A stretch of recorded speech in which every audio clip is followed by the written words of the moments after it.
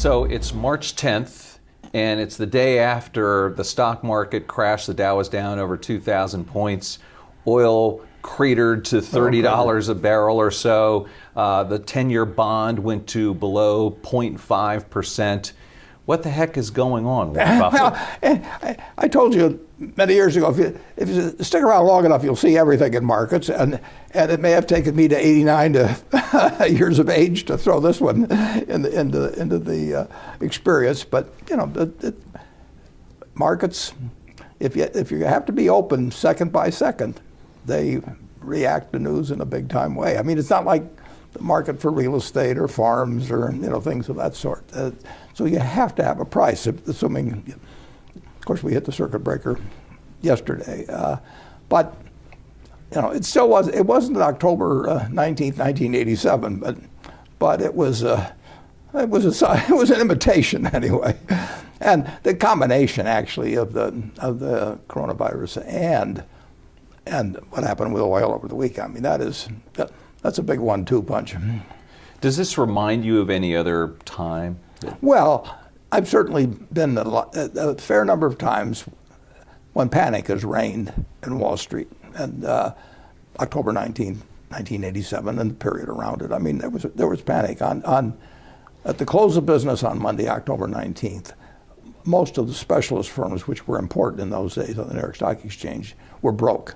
And the next morning, there was a check due to the clearinghouse in Chicago that didn't get there. And sometime late in the morning, a decision, I think Phelan had made the decision, we're going to stay open. But it was really close. That was, and of course, the financial panic. There were, you had 35 million people on September 1st that weren't worried at all about their money market accounts. On September 15th or 16th, they were all panicked. What year was that? Well, that was 2008. 2008. Yeah, so 2008, and you literally had $3.5 trillion in money market accounts, which people regard as the equivalent of cash or a bank deposit. That was half the amount of all the insured bank deposits in the country, but these weren't insured. And literally, I remember it because all my friends had money market accounts. I didn't have one, but I was at a party, and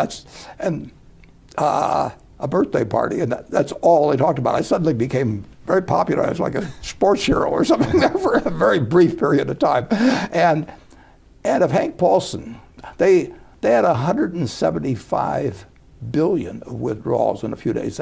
That's when I think anybody that knew what was going on panicked, basically.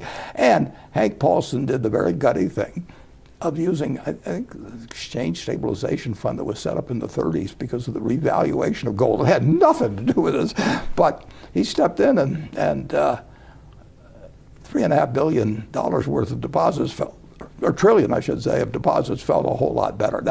If that move hadn't been made, because those funds held all the commercial paper, and you couldn't roll commercial paper, everything had come to a stop, and that was much more scary by far than anything happened yesterday.